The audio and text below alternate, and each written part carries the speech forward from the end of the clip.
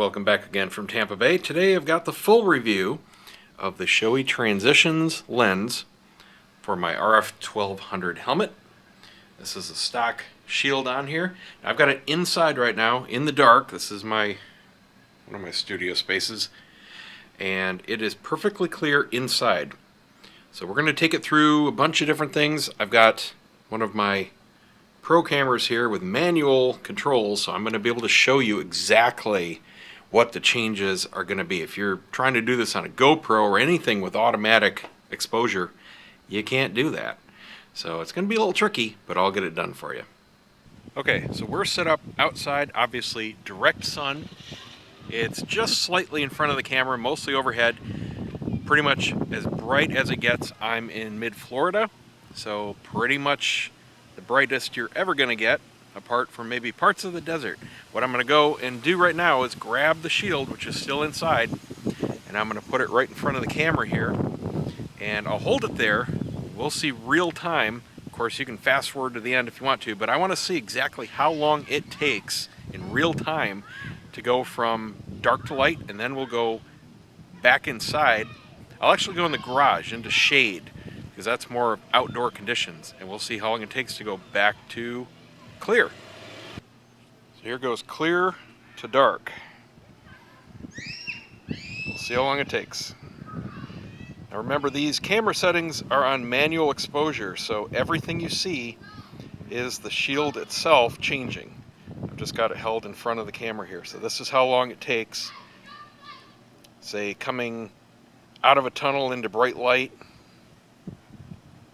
A lot quicker than I thought. Now, some things to note that they were very clear on in the instructions. Number one, how dark it gets and how fast it gets are changeable by certain factors. It's run completely off UV radiation. And yes, it does block 100% of UV A and B, so it protects you against sunburns on your nose, for example. But the more intense the UV, the darker it gets and the faster it works. It's also affected by temperature. The colder the temperature, the slower it's going to transition.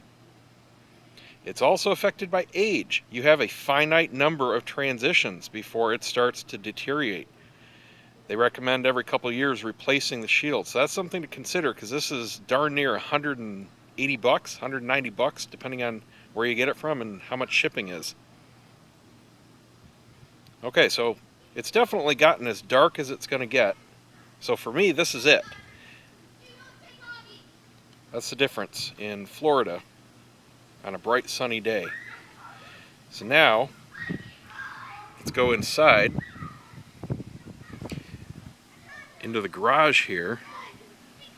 Now I'm into the shade. You can see the tree line here.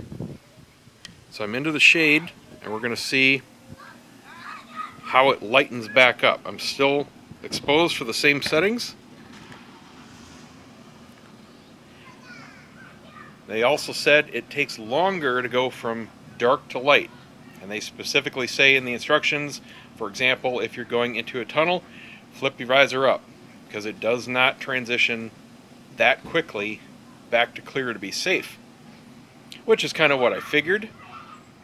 But I'd seen transitions lenses, I don't know, 20, 25 years ago on people's glasses. And they always seemed pretty quick. Just didn't know exactly how quick they'd be applied to a motorcycle shield. So in the shade, it's going to go to partially smoked gray. It does not go clear because we're still outside, and there's still UV radiation even in the shade. It's bouncing off everything outside here. So it's only going to be clear when you're inside, completely covered from UV exposure. And it looks like it's just about done here. I don't see it changing on the camera anymore, and I don't detect anything to my naked eye. So you can determine for yourself exactly how long it goes for your taste. You can see the difference here between nothing and the shield. It's slight. It's just a slight smoke. Definitely not what I would call a heavy tint at all in the shade. So very doable. But looking in the garage, and obviously it's not the camera is not exposed for the garage, so don't think that. But look at outside here. This is in the shade. this is what you get. This is looking away from the sun down the street. This is looking into the sun.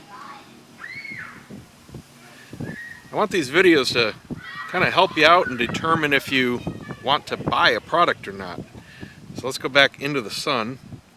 Now we're directly in the sun, so it should smoke down again. So this will show you from outside shade to outside bright sun, how quickly it transitions. I can already see it getting darker, and I notice it on the camera a little bit. See how dark and how fast it gets here. I'm looking at the seconds counter. It's a lot faster than I expected.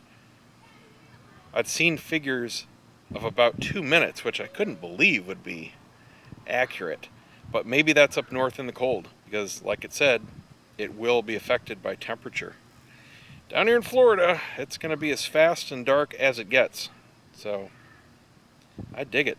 Alright, well, I got a lot of errands to do today, so I'm going to put this guy on the bike right now, on my helmet, go for a ride, get some seat time on it, especially in the middle of the day here, which is exactly why I bought it, and see how I like it. And I also want to say that I had a couple of people say, well, why don't you just get one of the helmets with the flip-down sun visor built into the inside? We actually have one of those. The wife rides an HJC. The difference is it can't do this. You can't have any kind of variation. When you go into shade, the damn thing's too dark. That's all there is to it. So on a cloudy day, you're not using it. You don't have any blockage from UV rays, and down in Florida, even shady can be a little bit bright. So you don't have anything in between. It's all or nothing. So completely different products. She ends up not even using it. She just puts on her sunglasses anyway because it covers more of her face. So there you go. Let's go put it on the bike and see how it does. There's her split screen. And we're off. It's about an hour before sunset here, so we'll be hitting direct sun. I'm in shade right now, and it looks like just a nice, gentle smoke tint. Nothing's hard to read on the bike. Gauges look normal.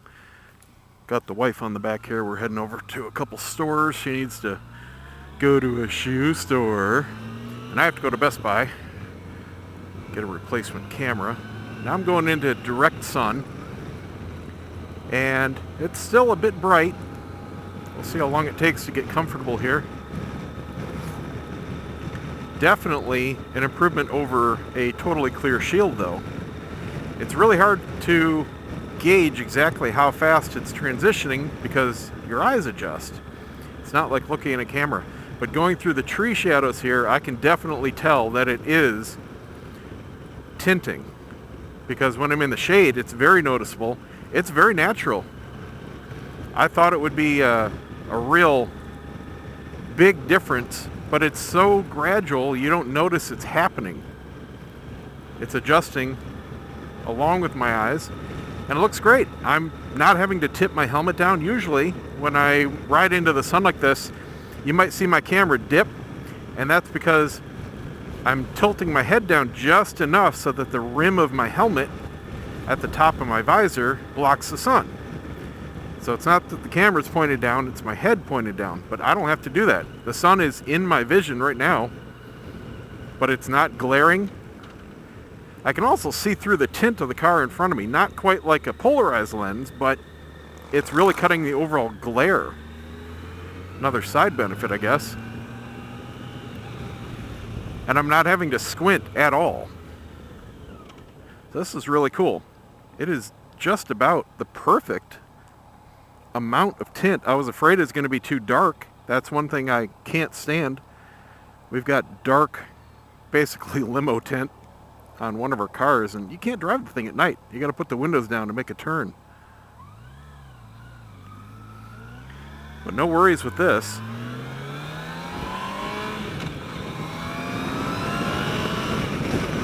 All right, I am impressed.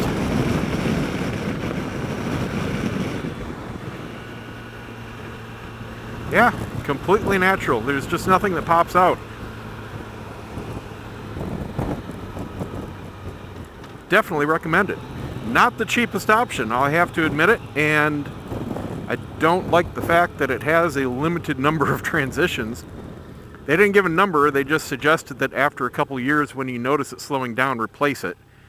So it'll obviously depend on how often you ride, what your conditions are, how often it transitions back and forth. Now luckily, being here in Florida, at least while I'm riding, it's mostly sunny. It's not like it goes between sun and shade. We don't have a lot of shaded areas that I ride through. We don't have tunnels or anything like that, so it's not going to be really transitioning much. It might just stay pretty much tinted and not just from going inside the house. So we'll see how long it lasts. Anyway, that's it. Thanks for watching. Hope this helps somebody make a decision. And I just wanted to show you guys, I'm just looking around here, I know you can't see. I wish I could put the GoPro inside the helmet, but it wouldn't do any good because there are no action cameras with manual exposure controls. Anyway, thanks for watching. Don't forget to subscribe, give me a thumbs up. We'll see you next time.